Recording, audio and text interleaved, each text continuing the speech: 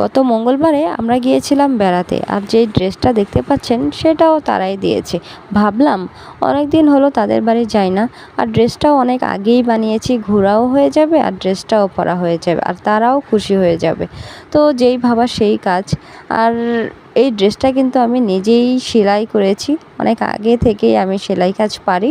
আর এখানে আমি ড্রেসটা পরে কিছু আটা ময়দা মেখে রেডি হয়ে নিচ্ছি তাদের বাড়ি যাওয়ার উদ্দেশ্যে।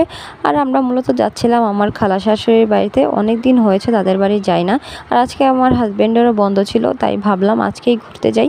আর আমরা এখন সবাই রেডি হয়ে বেরিয়ে পড়েছি, রিক্সাও উঠেছি। সেই ভিডিওটা আমি দেখাইনি, এটা নামার ভিডিও দেখাচ্ছি।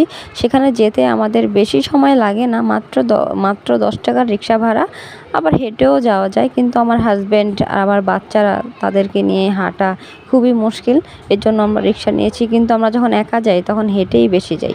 তো এসে পড়েছি তাদের বাড়িতে, যে আমার হাজব্যান্ড এখন কলিং বেল টিপ দিবে। এসে পড়েছি, মেসেজ দিলাম, তো তারাও বারবার ফোন দিচ্ছিল যে আমরা এখনও আসি না কেন।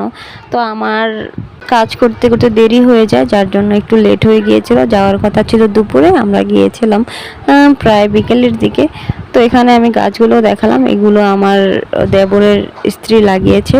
সে গাছ লাগাতে ভালোবাসে, আর আমারও অনেক শখ গাছ লাগানো। আমি আগে আমাদের বাড়ির সাইডে আমি গাছ লাগিয়েছিলাম, করলা গাছ, তারপর পুঁইশাক গাছ, এগুলো লাগিয়ে আমি অনেক শাক খেয়েছি, করলা খেয়েছি। কিন্তু এখন ওই জায়গাতে বিল্ডিং উঠে গেছে, যার জন্য আমি এখন গাছ লাগাতে পারি না। কিন্তু আমার অনেক শখ গাছ লাগানো। এখানে আমি, আমার হাজব্যান্ড, আমার ছেলে, মেয়ে সবাই আমরা একটু ছাদে উঠেছিলাম। সেখানে বৃষ্টি পড়ছিল।